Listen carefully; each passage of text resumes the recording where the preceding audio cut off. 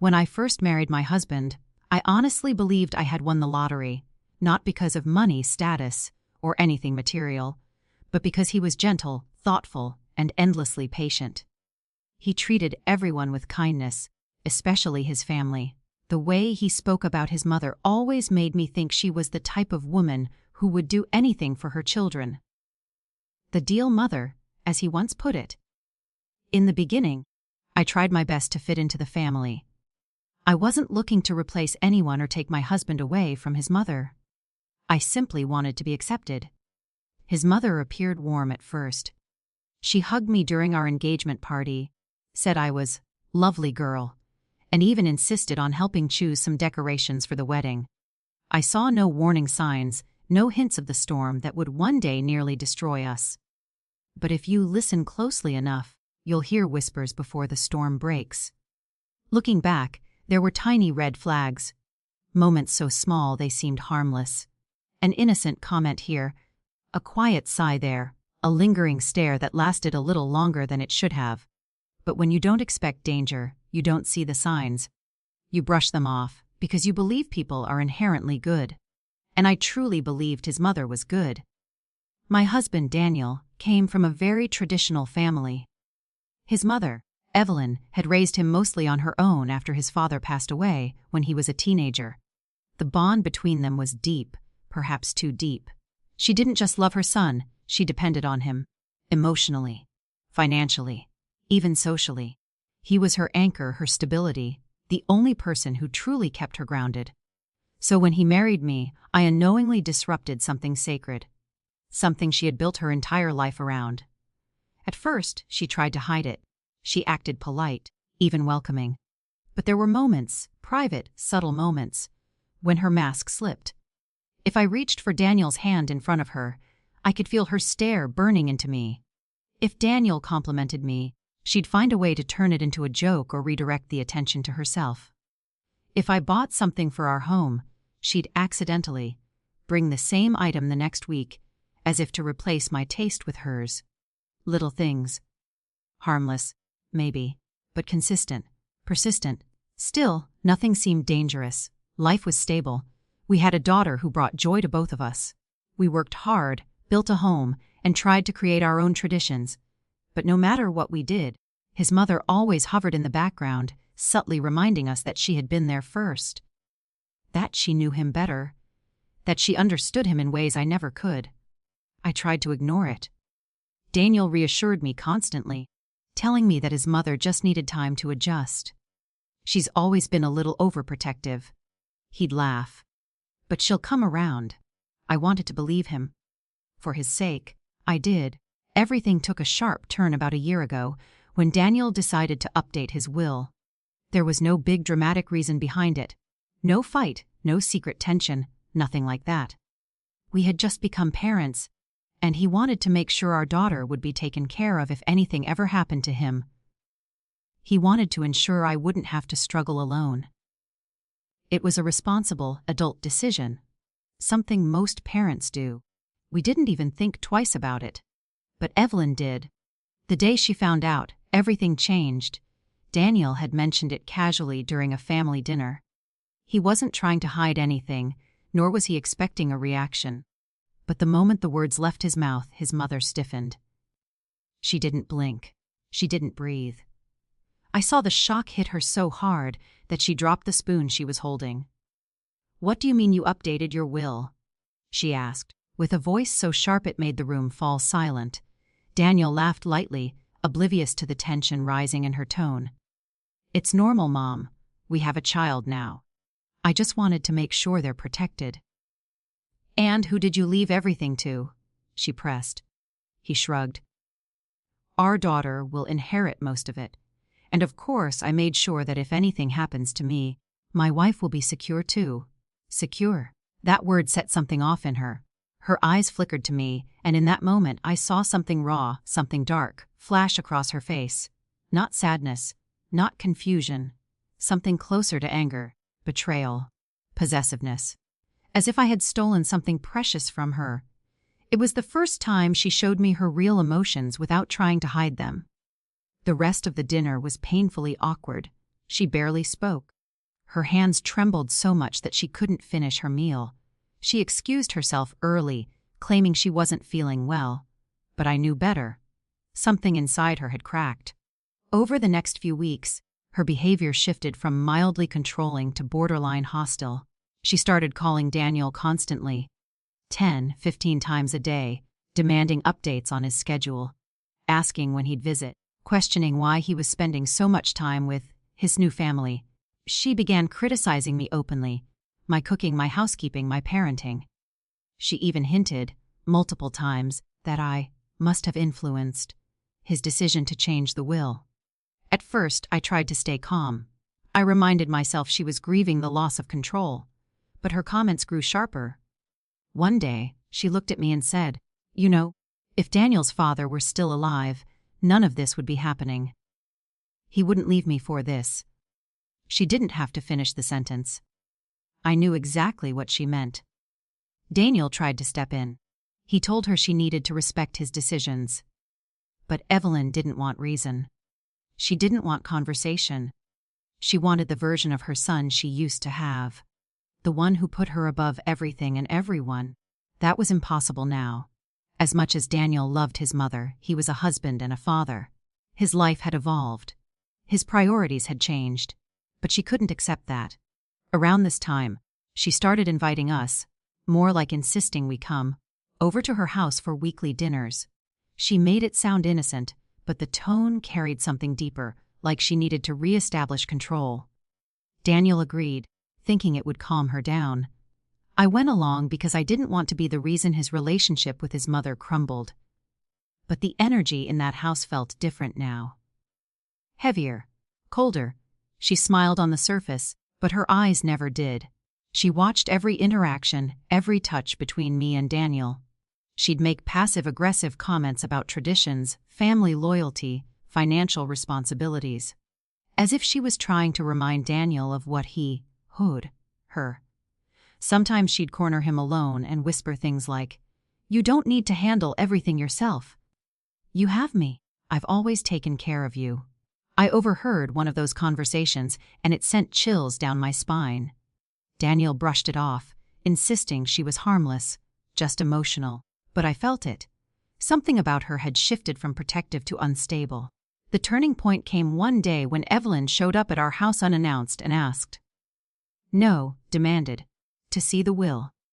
She stood at our doorstep, trembling with fury, insisting she had a right to know what she was being left with. When Daniel told her to leave, that boundary shattered whatever sanity she had left. She stormed out, slamming the door so hard the walls shook, and as she left, she looked at me with eyes so full of hatred that I felt it deep in my bones. That was the moment I realized she didn't just dislike me. She saw me as the enemy, an intruder, a threat, and soon she would do something far worse than words. The shift in Evelyn's behavior was subtle at first, like a faint tremor beneath the surface before the earthquake hits. But soon, the changes became impossible to ignore. After the massive blow-up at our doorstep, she disappeared for a few days. No calls, no texts, nothing. Part of me hoped that maybe she needed space, that maybe she would reflect, calm down, and eventually return to something close to normal. I should have known better, because the day she returned was the day everything started falling apart. It began with a simple invitation, another family dinner. She phrased it sweetly on the phone, almost apologetically, as if she wanted to make things right. Daniel was relieved, even excited. He hated conflict, especially with his mother. He wanted peace more than anything. I'd, however, felt a knowing unease. The kind that sits in your stomach and whispers, something isn't right. But I didn't want to be the reason he said no. He loved her, and I didn't want to widen the gap between them. So we went. Her house looked exactly the same. The tidy flower beds, the carefully pruned shrubs, the curtains drawn just so. But the moment we stepped inside, something felt different. The air felt heavy, almost suffocating. Evelyn greeted us with a smile that didn't reach her eyes.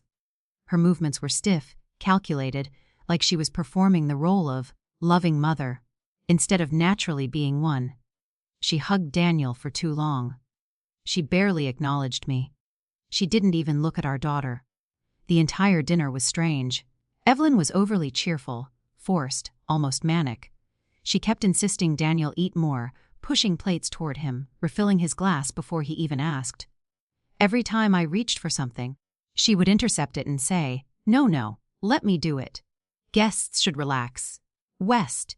In her mind, that's all I ever was. We left that night with an uncomfortable feeling lingering between us, but Daniel simply said she was trying.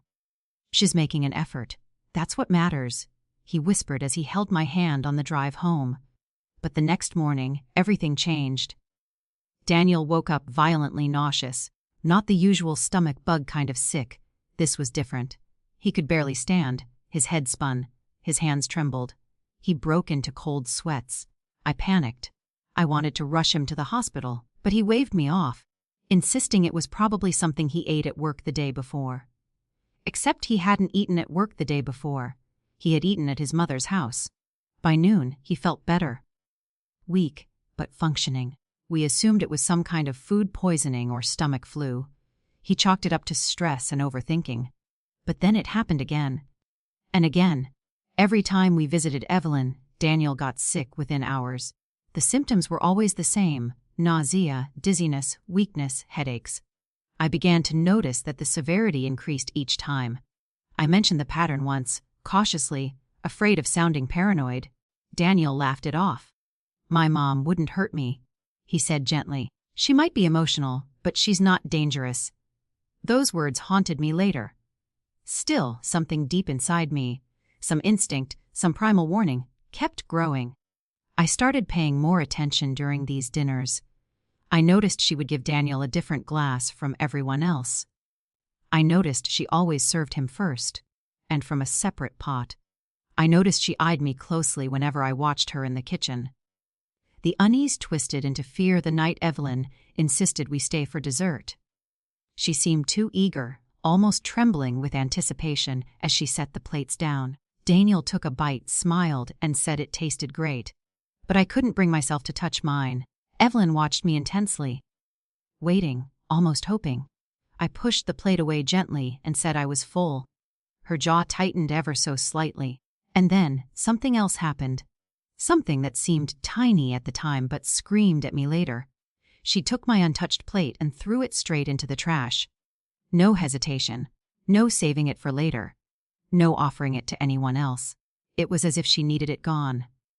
As if I wasn't supposed to examine it. That night, Daniel got sick again. This time worse than before. He nearly fainted in the hallway. I caught him before he hit the ground, and something inside me snapped. This wasn't coincidence. This wasn't stress. Something was happening, and every instinct in me screamed that it had to do with his mother. I begged him to see a doctor. He finally agreed. But even the doctor was puzzled. The tests were inconclusive. His symptoms didn't match food poisoning. They didn't match a virus. They didn't match allergies. "It looks like exposure to something toxic," the doctor said carefully, "but I can't confirm that without more tests." "Has he been around any chemicals? Old paint? Cleaning agents?" "No," Daniel said. And my heart dropped, because the real answer, the one he would never consider, was sitting in a little white house just 20 minutes away. "Evelyn," I tried to bring it up again, subtly at first, then more directly. "Do you think maybe your mother is giving you something that's making you sick?" He stared at me in disbelief, pain flashing across his face. "Don't say that. My mom would never hurt me. But people don't hurt you because they hate you. Sometimes they hurt you because they think they're entitled to you." Despite my concerns, Daniel continued to visit her. Not as frequently, but enough for her to continue her charade. And every single time, every single visit, ended with him sick. Finally, one day, I decided I couldn't sit back anymore. If no one else would see the truth, then I would find it myself. So the next time we went to her house, I paid attention, real attention. I watched every movement she made, every dish she touched, every cup she set down. And when dinner was over, I stayed behind to help clean up. That was when I finally saw it, the detail that would change everything. 2 sets of cups. One for us, one separate for Daniel. The others were stacked neatly near the sink, but his was alone on a different counter. Already rinsed, but not washed. My blood ran cold. When Evelyn walked in and saw me staring at it, her face shifted, an expression so quick most would have missed it, but I didn't. Panic, fear, then anger. She snatched the cup away so fast I flinched. "Oh, don't worry about that," she said, her voice trembling slightly. "It's old. I need to throw it out." But she didn't throw it out. She hid it in a cabinet behind her, slamming the door shut as if sealing away evidence. In that moment I knew. I didn't have proof. Not yet. But I knew. Something was very, very wrong. I didn't say a word. I forced a smile, grabbed my purse, and ushered Daniel out of the house as quickly as possible. And for the first time I felt real fear, not just for myself, but for the man I loved. Because if my suspicions were right, if Evelyn truly believed she was losing her son, if she felt his will had taken him away from her, then she might do something no one would ever expect a mother to do. And the worst part, Daniel still didn't believe me. The night I saw the separate cup was the night something inside me changed. Until then I had been cautious, suspicious, uneasy, but still unsure. Still hoping I was wrong. Still trying to protect Daniel from the pain of even imagining that his own mother could be hurting him. But after that moment in the kitchen, there was no turning back. I didn't sleep that night. I lay awake beside Daniel, listening to his uneven breathing as he drifted in and out of discomfort, his stomach churning, his forehead damp with sweat. I watched him curl into himself, clutching his middle as another wave of nausea hit. And I realized something horrifying. If I didn't intervene, if I didn't uncover what was happening, I might lose him. I wasn't willing to gamble his life on the hope that I was just being paranoid. Not anymore. The next morning, I made a decision. If Evelyn had nothing to hide, then there would be nothing to find. If she was hiding something, I needed proof, not suspicions, not theories, not strange patterns or uneasy feelings. Proof. Hard evidence. Something no one could deny, not even Daniel. The plan: the next Sunday, we were invited, again, to dinner at Evelyn's house. Daniel was hesitant. He said he still didn't feel well. But Evelyn had insisted, practically begging him to come, saying she had made something special, and that she wanted to make peace.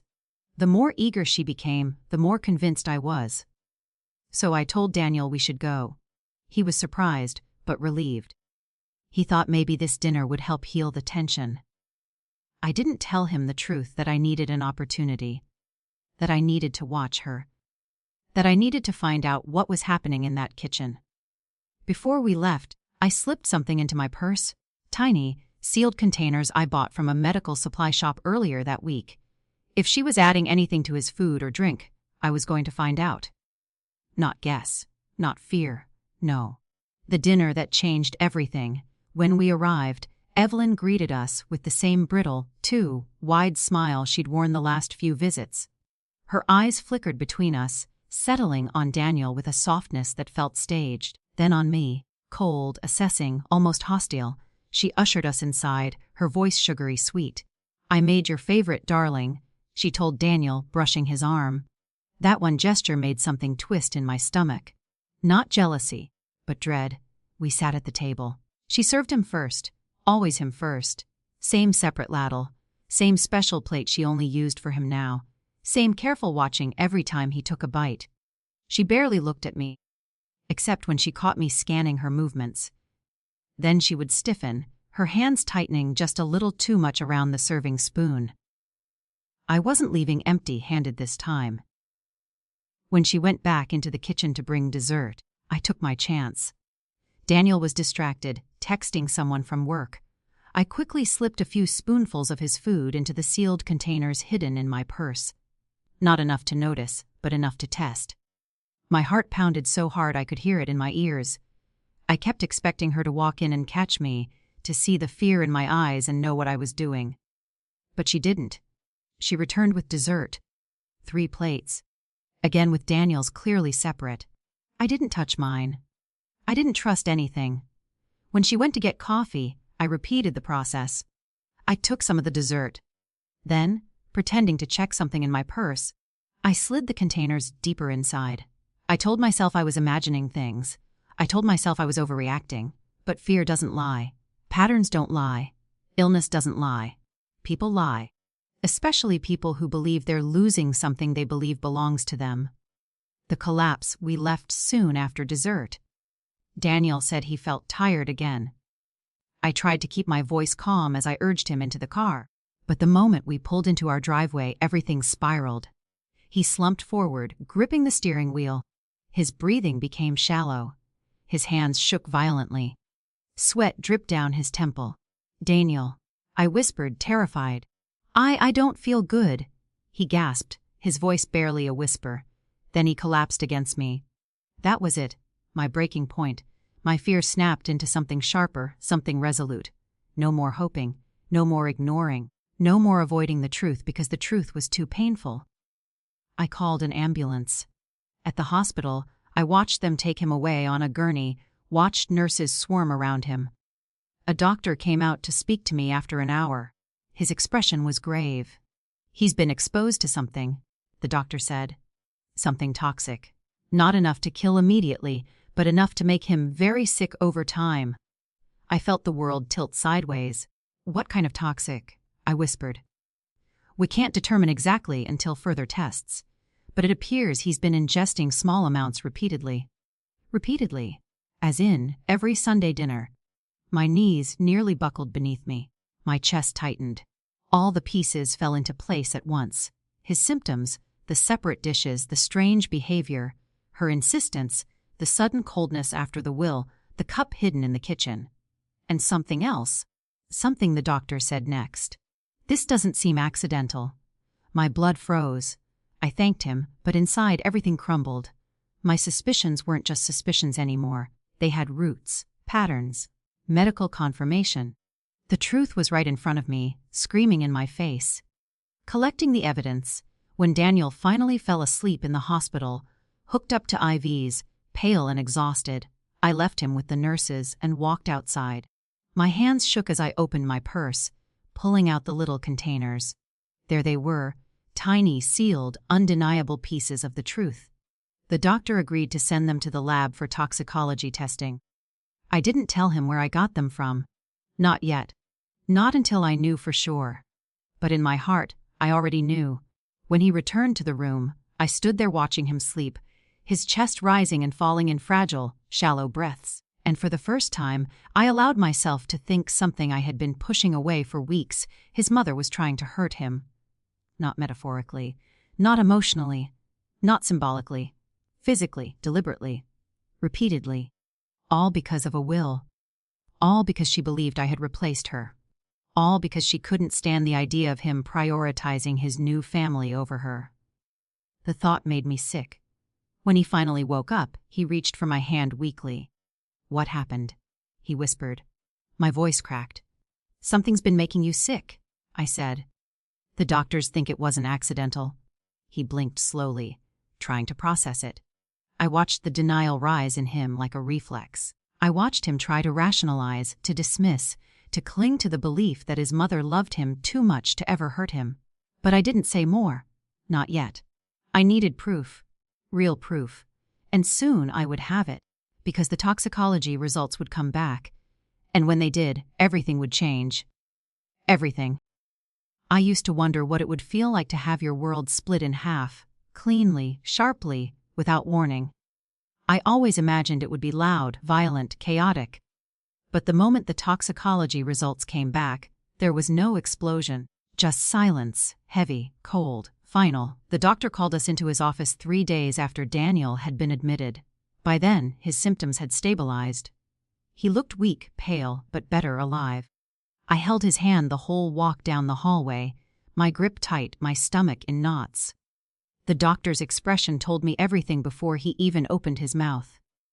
"There were toxic substances found in his samples," he said quietly. "Repeated exposure over the course of weeks, possibly months." I felt the air leave my lungs. Daniel froze. "What kind of substances?"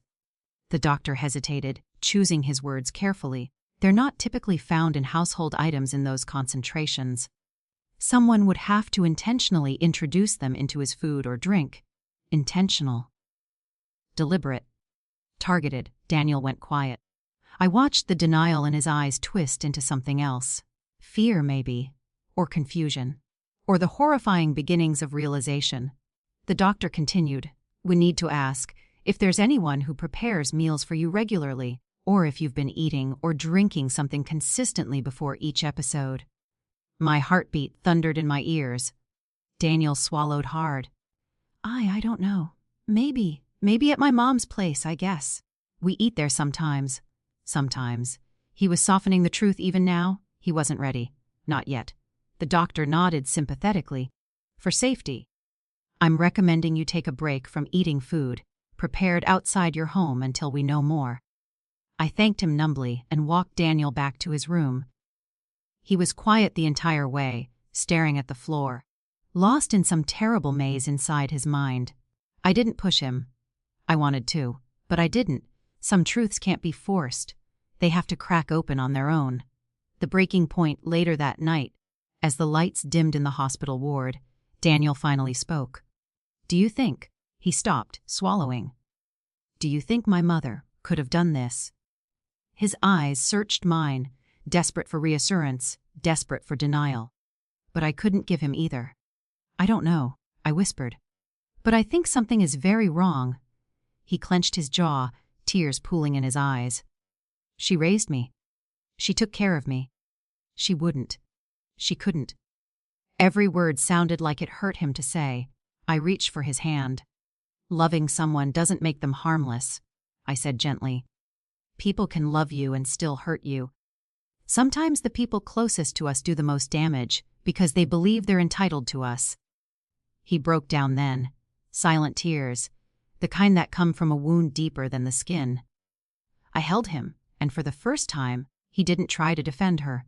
He didn't make excuses. He just cried. I knew what had to happen next. We couldn't ignore this.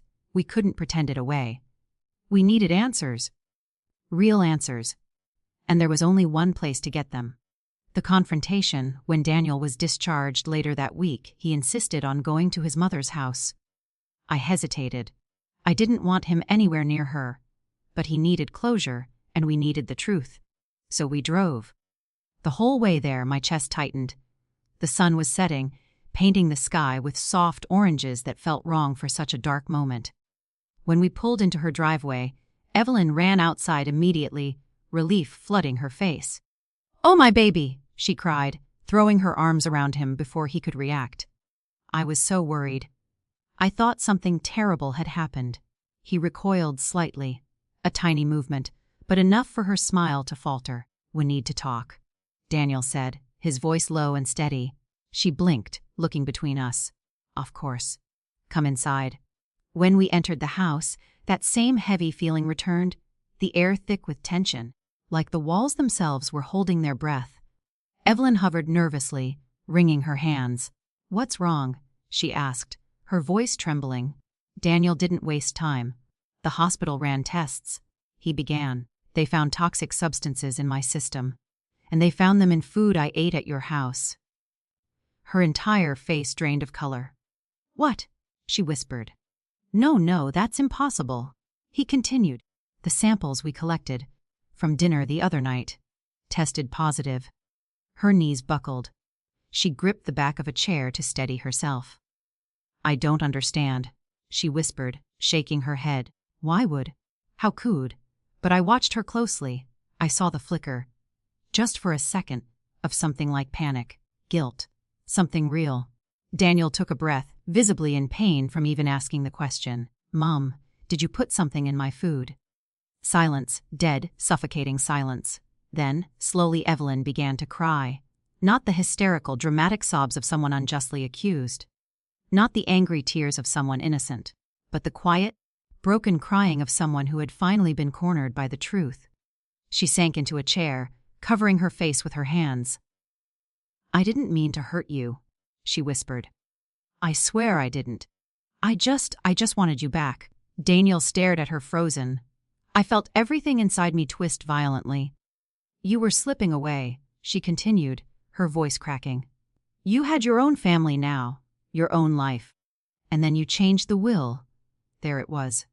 The motive, the trigger, the obsession. Her voice hardened, bitterness creeping in. You replaced me. After everything I've done for you, you chose her.